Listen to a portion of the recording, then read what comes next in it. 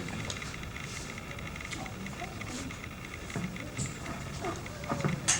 Do we need a mic? I think it's for For them, recording for purposes. their recording and that kind of thing. Apologies, there's lots in the way there, but to capture everything. I guess kicking off with an easy one to start with, here at the MCM London Comic Con, what do you make of the event so far, and why do you come to cons? What do you get out of the experience? I love coming to cons because there's just so much excitement. Like you come, you for what I do, voiceovers, I'm isolated in a booth behind glass. It's kind of like being in an insane asylum, like, padded walls, and like, you don't really get to interact with that many people. But when you come to the cons, you get to see who you actually are doing this for, and you get to connect with the people who watch the show and who are getting something from it. So it's always a great experience.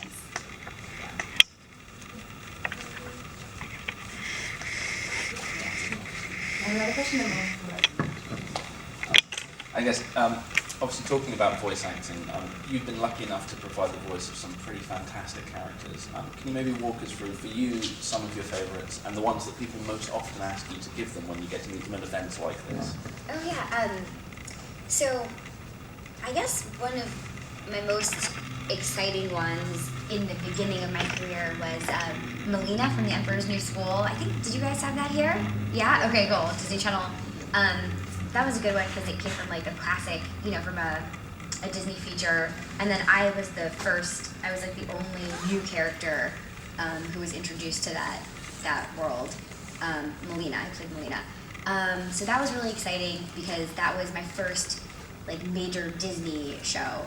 And then, obviously now like Adventure Time is such a huge show, so playing Princess has been amazing and just so exciting, and it just strikes a chord with so many people. So that character has a special place in my heart. And let's see, Giffany on Gravity Falls. That was just like a guest star, but for some reason people always ask me to do that one, and she's just such a crazy like dating sim. She's like, "You're my boyfriend now, Suze. Ha ha ha ha ha." That one's so much fun to do. She's just psycho. I guess that's kind of a trend, isn't it? Between like the princess, like they always have these crazy tempers. And then I also do some other types of shows, like this Disney Junior show called Sheriff Callie's Wild West. I think that plays in the UK. But I played like this little cactus named Toby, and kids really respond to him, like the younger ones. But he's a little pokey cowpoke, and he sounds like this. My name is Toby. And so that was really fun to do. And there's so many. I love all the characters that they do. There's more, but I won't bore you. Lumina is a good one too, from Final Fantasy. Hi, I'm Mark from Ireland. I just remember you did character of Luna. How did you go from, was it an easy transition, or was it very similar from doing, say, Flame Princess to, say, from going to Final Fantasy?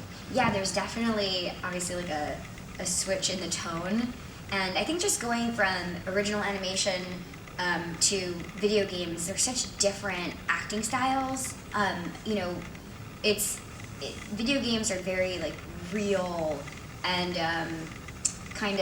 they're played a little flat, which I really like. It's a different type of challenge. I mean, of course, Lumina, that character was like not as flat as like Lightning, say. But it's really fun to have as an actress to have that challenge to go from something like Flame Princess and Adventure Time, and that kind of like, actually that world is very natural also, but it's still like slightly heightened. So to go from that to like the Final Fantasy world, it's fun. You get to see all these different perspectives as an actress. So it's great to go between the two. So until my question. How did you get into the process of being a voiceover actress?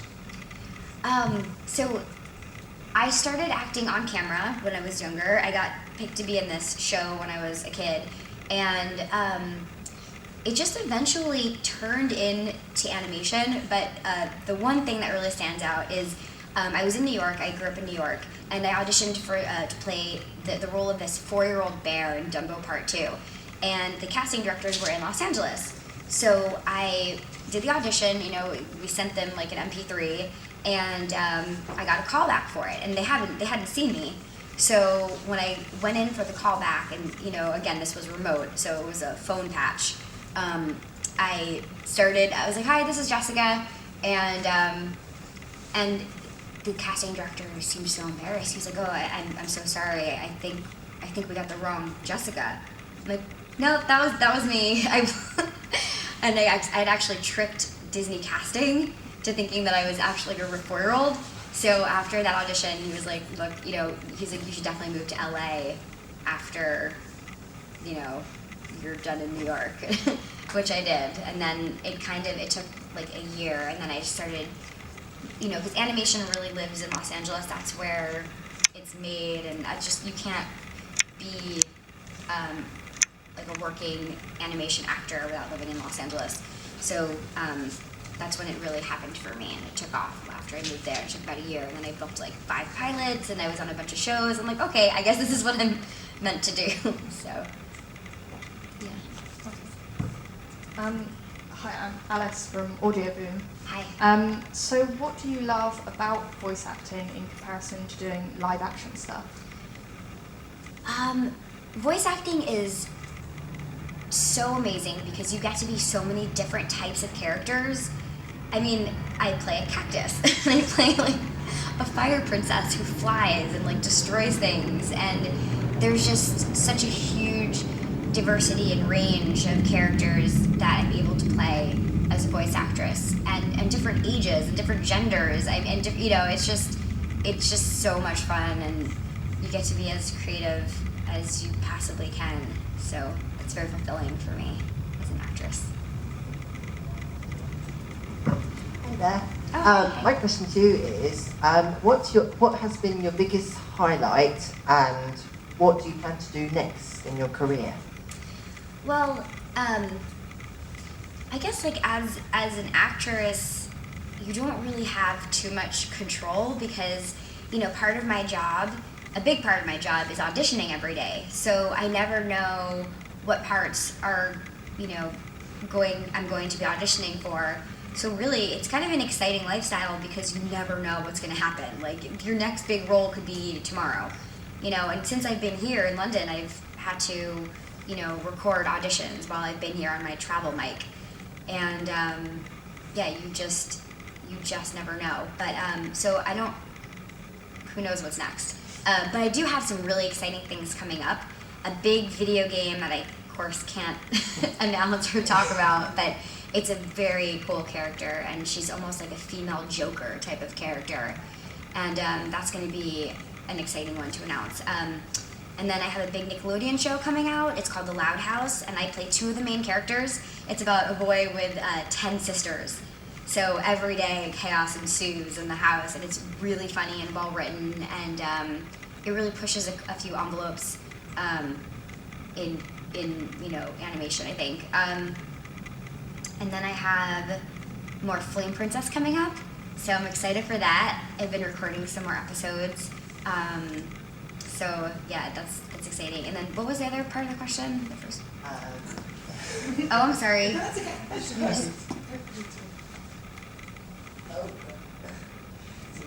So we just talked about what you do next. What has been like your biggest highlight? Well, I think being on a show as big as Adventure Time has been a huge highlight in my career. But you know, I've been working as a voice actress like for many years before then.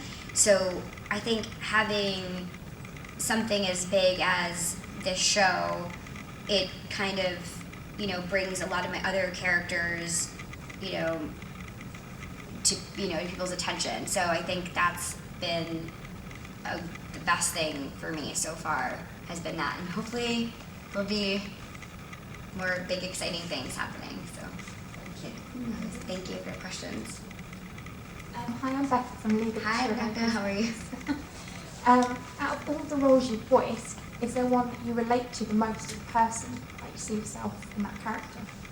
That's a good question. I think I relate to Melina the most. I'm actually, do you guys know Rooster Teeth? I'm also on the show X-Ray and Vav, and I play the reporter Ash, who's like Vav's love interest. So that character I relate to also because she's very ambitious and she's always like, you know, getting the story and like on point, and you know, there's of course like a part of me that relates to that, of course. And then Melina, I really liked that character just because she was very real in her responses to Cusco, because Cusco's character is kind of a jerk. So, you know, like Melina's responses were always very real, and I liked that because I think that's how anybody would respond. And I think that's how people would want to respond to Cusco, but she kind of had that privilege to just be candid with him and just say exactly what was on her mind. So that was nice to be able to do that. So you've voiced a lot of characters in games. Do you ever actually go and play those games? You know, I do appreciate the gaming world, and I have my friend, actually, I'm friends with this guy, Mark Rubin, who is he's like the EP of Call of Duty. He's actually retired now, but I met him at this like dinner event, and I'm like, well, who better to, teach me how to play, show me all the video games that are out right now. Because like, I think I stopped at like Dr. Mario. I'm like,